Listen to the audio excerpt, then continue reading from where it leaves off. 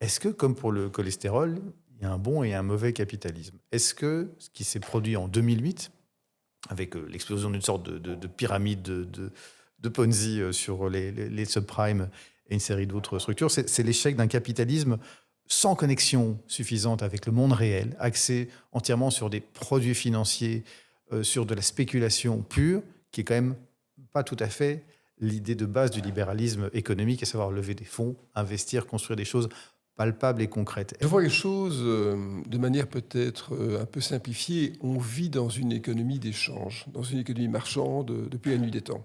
Même à l'époque où le troc était un substitut à la monnaie.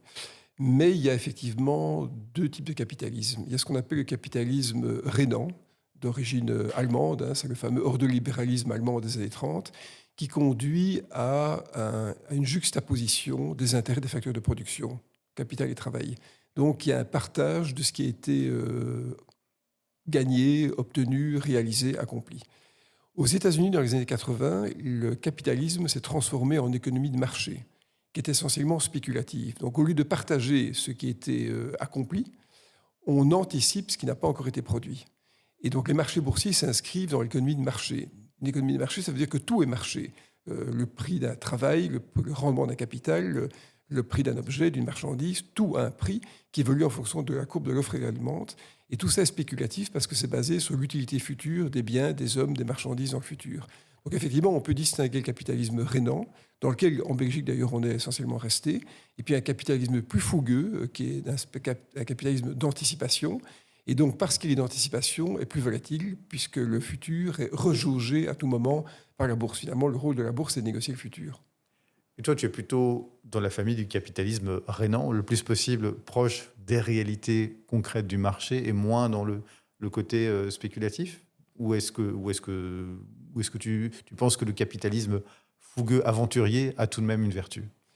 Ou est-ce que la leçon que nous vivons est de dire non, non, là, il faut revenir sur Terre, garder le capitalisme, mais arrêter la spéculation? Mais on peut pas nier l'existence des bourses, de leur utilité en matière d'allocation du capital, et donc c'est une bonne chose.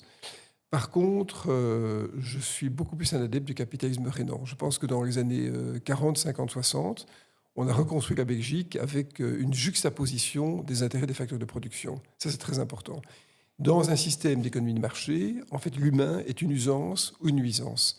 Il n'y a que le capital à risque qui compte, il n'y a donc que la valeur boursière qui est importante.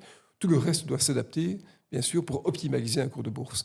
Et ça, c'est une vision qui est, comme je le disais, spéculative, qui est portée vers le futur, qui est en fait d'origine, on va dire, calviniste Oui. protestante, c'est important de souligner. C'est pour ça qu'elle émerge aux États-Unis, Voilà, et c'est pour ça qu'elle évidemment. émerge aux États-Unis. Et cette réalité fait de chaque individu un gagnant ou un perdant potentiel, mais uniquement en fonction de sa capacité à surmonter les éléments. C'est-à-dire qu'il n'y a pas de protection collective. Le capitalisme rénant s'accompagne d'un tissu social, d'un tissu de solidarité qui permet d'éviter qu'à un moment, quelqu'un tombe du circuit économique et s'échoue. Aux États-Unis, le capitalisme est fondé sur la vulnérabilité complète du travail. Il n'y a quasiment pas de protection sociale.